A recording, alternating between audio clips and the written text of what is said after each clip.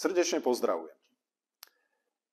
Na začiatok by som asi povedal, že je asi úplne nespochybniteľné, že priorita pôdohospodárstva ako takého poprvýkrát v živote podľa mňa nie je len úlohou samotného ministra a ministerstva, ale je to úloha celej vlády. Myslím si, že po nástupe vlády Roberta Fica sme preukázali za veľmi krátky čas, že sektor pôdohospodárstva patrí medzi základné priority vlády. A myslím si, že sme to preukázali aj tým, že sme prevzali štát s najhoršími verejnými financiami za 30 rokov a dokázali sme dať pre pôdohospodárov, poľnohospodárov, potravinárov zo štátneho rozpočtu 76 miliónov eur. Tu chcem povedať, že prvotný návrh bol 10 miliónov eur. Nehovoriac o tom, že 76 miliónov eur majú poľnohospodári na rôzne pomoci, ktoré dostanú v tomto roku. Dostali schválené už aj v Národnej rade odpustenie sociálnych odvodov pre tých, ktorí pestujú ovocie, zeleninu, chovajú hovädzí dobytok, bravčové, hydinu a samozrejme pre tých pekárov, mliekárov, tí, čo robia základné potraviny, sme odpustili na ďalších 5 mesiacov sociálne odvody zhruba vo výške 31 milióna eur. A myslím si, že množstvo ďalších krokov, ktoré jednak robí vláda z hľadiska monitoringu a posudzovania cien a marží, ale samozrejme aj z pohľadu toho, že na ministerstve sa robí množstvo krokov, jednak legislatívnych opatrení, prípravy a tak ďalej, k čomu sa ešte ďalej potom samozrejme aj dostaneme. Ale budúci týždeň tu na Slovensku máme dva protesty. Prvý protest, alebo ten protest, jeden z nich je 22., kde idú protestovať poľnohospodári zastrešení napríklad v Agrárnej komore Slovenska alebo pod Slovenskou poľnohospodárskou potravinárskou komorou. Je to protest, ktorý je, poviem to tak, zameraný hlavne voči Európskej komisii. Voči tým nezmyslom, ktoré Európska komisia prijala a chce prijať na svojich rôznych rozhodovacích orgánoch, rôzna byrokracia, ktorá vlastne s poľnohospodárov robí to, že nie ten poľnohospodár je na poli alebo v tej maštali, ale sedí za stolom a robí zo seba úradníka. Chodí fotiť všelijaké polia a tak ďalej, úplne nezmysly. Alebo tie rôzne nezmysly, ktoré chcú zaviesť napríklad, poviem to tak úplne tak po slovensky, že tie naše kravičky, ktoré tu chováme, budeme spoplatňovať, budú platiť emisie za to, že s prepáčením prdia. Alebo nehovoriac o tom, že keď si zoberiem, že Európska komisia navrhovala 30% poľnohospodárskej plochy nechať tak, nestarať sa o to. Viete, však to je úplne choré a zvláštne, keď, ja neviem, farmár má 1000 hektárov a 300 hektárov nechá tak, nebude sa o ne starať, a potom budeme dovážať rôzne komodity napríklad z Južnej Ameriky alebo z Číny a pýtam sa potom, čo tie lode a tie emisie, o ktorých tu všetci teraz hovoríme.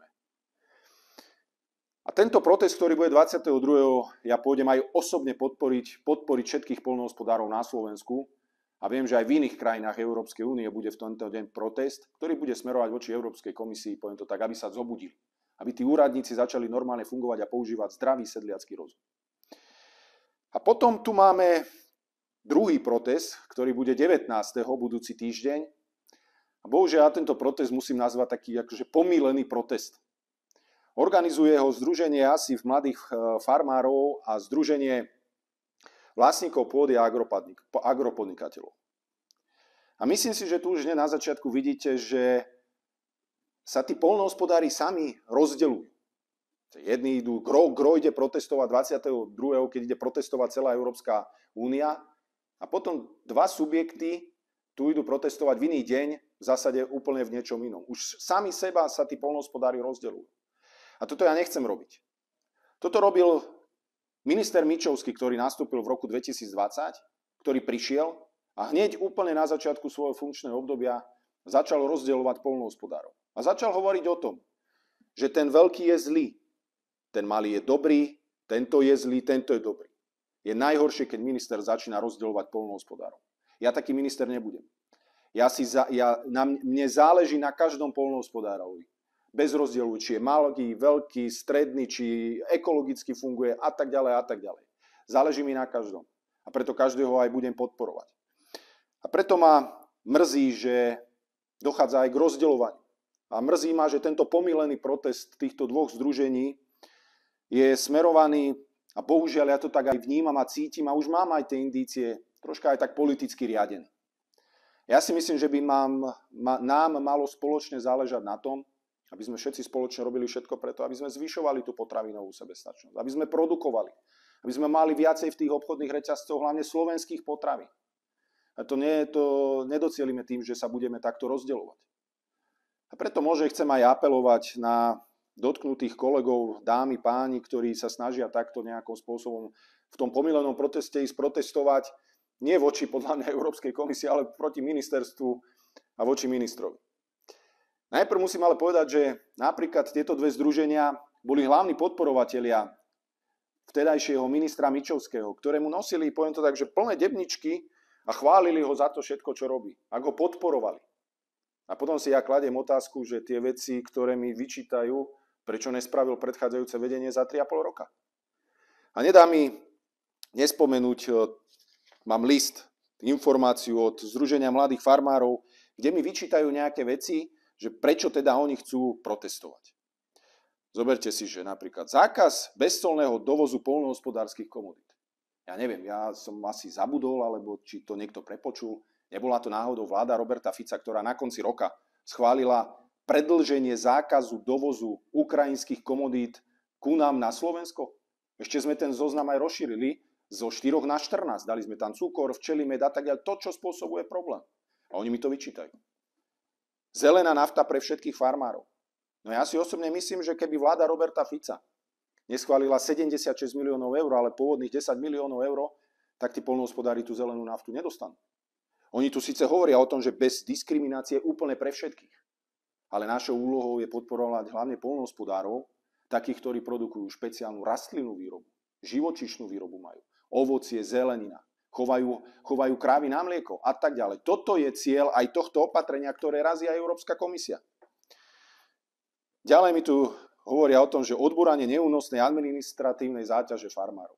Tak ja kričím od prvého dňa, čo som nastúpil, že farmár nemôže byť úradník, ale farmár musí byť ten, čo robí na poli a ten, čo robí v maštali. Preto som zriadil antibyrokratickú pracovnú skupinu na ministerstve, kde budú aj dotknuté subjekty a ideme odstráňovať tú prehnanú byrokraciu, ktorú máme. A toto akože poviem, že taká perlička tuto, že funkčný register užívateľských vzťahov. To je ten register, ktorý tu už mal byť roky. Kvôli tomu, že nie je, sú aj napríklad vyplatené tie priame platby, lebo proste tie excelovské tabulky, čo... Viete, že je veľká sranda, fakt akože niekedy úplne ja začnem normálne, aj premýšľam, že prečo niekoho k tomuto vedie, aj keď teda ja viem, prečo ich k tomu niečo vedie, že mi vyčítajú nefunkčný register užívateľských vzťahov, ktorý tu ten človek, ten Mičovský napríklad s nimi už v roku 2020 mali spraviť a za 3,5 roka, za 4 roky nespravili nič, ani neškrtli. My na tom na ministerstve pracujeme. Aktuálne prebieha legislatíva z hľadiska zákona a postupne bude aj proces z hľadiska digitalizácia softverového prípravy. Samozrejme, vyčítajú mi aj nevyplatené priame platby. Dámy a páni, ale ja to budem opakovať, ak bude treba aj miliónkrát.